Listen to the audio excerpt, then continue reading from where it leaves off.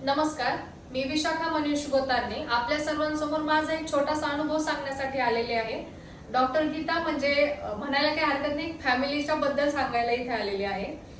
6 महिन्यापूर्वी जर पाहायला गेलं तर सप्टेंबर ऑक्टोबरच्या दरम्यान मला मायग्रेनने खूप परेशान केलं होतं आणि सगळ्यात सुरुवातीचा अनुभव म्हणजे मी गुगलला जाऊन सर्च केलं तर त्या ठिकाणी मला वेगवेगळ्या टॅबलेट सजेस्ट करण्यात आल्या होत्या। त्याच्यातली टॉप 1 होती कॉम्बिफ्लॅन। जर मी पाहायला गेले तर त्या दरम्यान डेली मी 2 ते 3 कॉम्बिफ्लॅन खात होते, त्याच्याशिवाय मला पर्यायच नव्हता।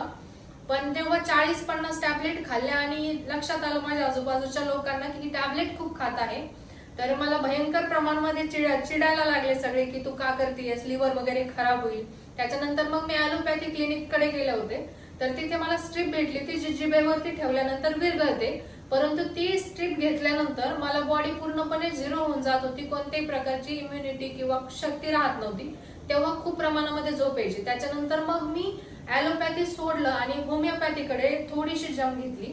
त्याच्यानंतर मी 1-2 होमिओपॅथीचे पण क्लिनिक केले, पण मला रिझल्ट आला नाही। मग एक लास्ट ऑप्शन म्हणून मी प्युरो हेल्थ क्लिनिक मध्ये आले, डॉक्टर गीता यांच्याकडे।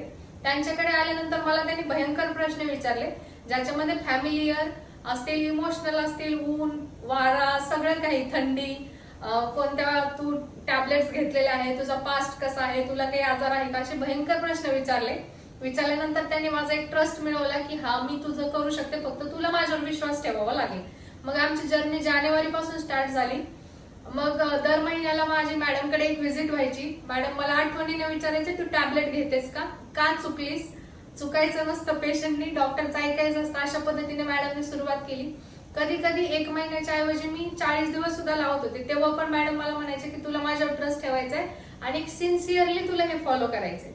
आज माझं 5वा ते 6वा फॉलोअप आहे आणि आज बघायला गेलं तर जो माझा हाय एकदम डेंजर मायग्रेन होता, जेव्हा मला वाटत होतं की आता मी वेडी पण होऊ शकते, आज मी पूर्णपणे रिकव्हर झालेले आहे।